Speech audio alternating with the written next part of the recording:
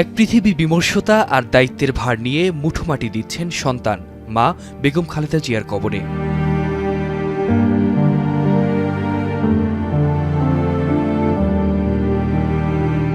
স্বামী যে আদর্শ, যে সংগ্রাম অসমাপ্ত রেখে গেছেন, সেই যুদ্ধকেই বুকে ধারণ করে টানা ৪৩ বছর লড়েছেন তিনি।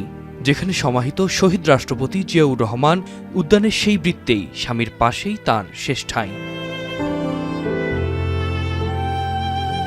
যার অন্তিম যাত্রায় এক বদ্বীপ মানুষ এক হয়ে ঢাকাকে বানিয়েছে জায়নামাজ, নীরব স্তব্ধ প্রার্থনা মুখর একটি নগরী। মানিক মিয়া এভিনিউতে জানাজার পর জিয়া উদ্যানমুখী কফিন বহনকারী গাড়ি, নিরাপত্তার চাদরে ঢাকা শহরে থমকে থাকা মানুষের নীরব অভিবাদন। ধীরলয়ে এগিয়ে যায় এই যাত্রা। গাড়ি থেকে নামানো হয় লাল সবুজে মোড়ানো কফিন, লেকপাড় থেকে ফুলে সজ্জিত গান ক্যারেজে করে প্রবেশ করানো হয় মূল সমাধিস্থলে, যেখানে স্বামীর প্রতি শ্রদ্ধা জানাতে এসেছেন বহুবার। আপনাকেই বলছি, ইন্স্যুরেন্স করলে সিটিতে সুরক্ষা পাবেন নিশ্চিতে।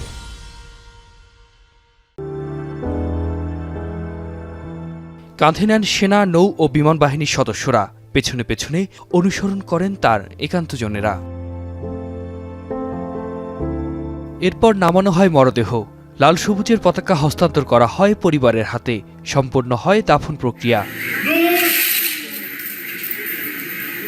রাষ্ট্রপতি ও প্রধান উপদেষ্টার পক্ষ থেকে শ্রদ্ধা জানানো হয় খালেদা জিয়ার প্রতি। উপদেষ্টা পরিষদের পক্ষ থেকে শ্রদ্ধা জানান আসিফ নজরুল, দলের পক্ষ থেকে শ্রদ্ধা জানান ভারপ্রাপ্ত চেয়ারম্যান তারেক রহমান, ৩ বাহিনীর পক্ষ থেকেও জানানো হয়।